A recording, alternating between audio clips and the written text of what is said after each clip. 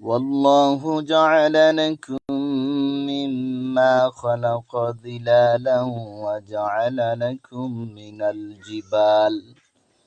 من الجبال أكنانا وجعل لكم سرابيل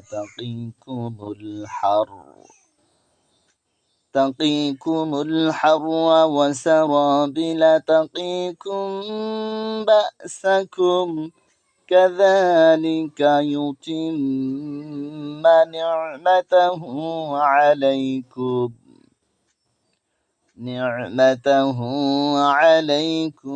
لعلكم تسلمون।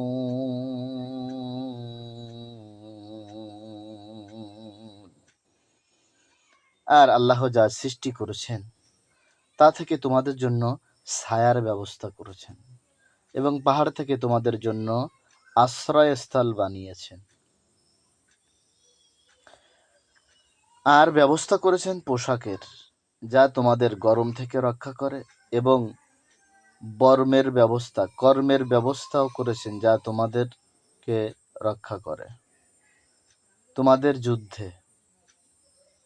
এভাবেই তিনি তোমাদের উপর তার নিয়ামত পূর্ণ করবেন, যাতে তোমরা অনুগত হও। সম্মানিত দ্বীনী ভাই ও বোনেরা, আল্লাহ তাআলা বলেন, আল্লাহু জাআলা লাকুম মিম্মা খালাকা যিলালান ওয়া জাআলা লাকুম মিনাল জিবালি আকনানা ওয়া জাআলা লাকুম সারাবিলা তাকিকুমুল হাররা ওয়া সারাবিলা তাকিকুম বাসাকুম। আল্লাহ যা সৃষ্টি করেছেন তা থেকে তোমাদের জন্য তিনি ছায়ার ব্যবস্থা করেছেন, আর তিনি পাহাড় থেকে তোমাদেরকে আশ্রয়স্থলের ব্যবস্থা করেছেন, আর তিনি তোমাদের জন্য পোশাকের ব্যবস্থা করেছেন, যা তোমাদেরকে গরম থেকে রক্ষা করবে, আর তিনি বর্মের ব্যবস্থা করেছেন, বর্ম যেটাকে যুদ্ধের ঢাল হিসেবে ব্যবহার করা হয়। আল্লাহ তাআলা বলেছেন, আর তিনি তোমাদের জন্য বর্মের ব্যবস্থা করেছেন, যা তোমাদেরকে যুদ্ধে প্রাণ রক্ষা করবে।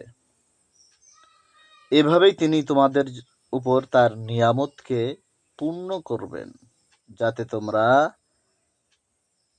লাআল্লাকুম তুসলিমুন, যাতে তোমরা আল্লাহ তাআলার প্রতি অনুগত হও।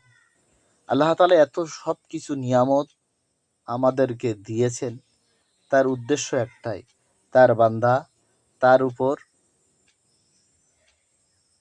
তার অনুগত হবে, আল্লাহ তাআলার আদেশ নিষেধ মেনে চলবে।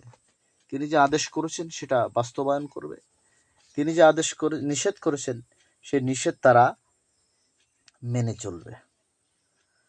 আল্লাহ তাআলা নিয়ামত দিয়ে বান্দার কৃতজ্ঞতা প্রকাশ করার জন্য নিয়ামত দিয়েছেন, শুকরিয়া আদায় করার জন্য নিয়ামত দিয়েছেন যেন বান্দা জুলুমকারী না হয়, যার অধিকার তাকে যেন বুঝিয়ে দেয়।